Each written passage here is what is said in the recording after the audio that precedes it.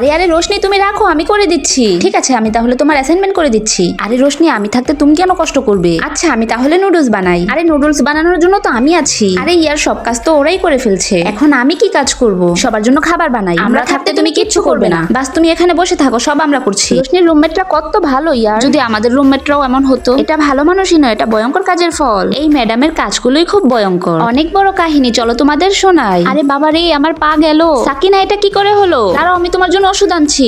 রোশনি, আরে এটা তো তেলাপোকা মারার ওষুধ, এটা দিলে তো আরো ব্যথা হবে। রোশনি, তুমি কি আমার কাটা গায়ে নুনের ছিটা দিতে এসেছো? সরি ইয়ার, তাড়াহুড়ায় ভুল হয়েছে। দাঁড়াও, আমি এক্ষুনি অন্য ওষুধ আনছি। রোশনি, এবার তুমি এটা কি এনেছো?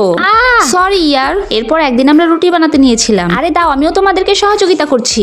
ইয়ার, কত সুন্দর সহযোগিতা করেছো। আরে ইয়ার সরি, আমি এক্ষুনি পরিষ্কার করে দিচ্ছি। কোনো দরকার নেই। সাকিনা, এই নাও তোমার ওষুধ। পানি কে খাওয়াবে?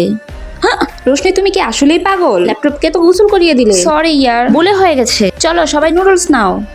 সরি সাকিনা, আমি ভেবেছি তুমি নুডলস দিয়ে দিয়েছো। বাহ রোশনি বাহ। বন্ধুরা, লাইক ও সাবস্ক্রাইব করে কমেন্টে বলে যাও, তোমাদের কি রোশনির মতো এমন বেখেয়ালি বন্ধু আছে?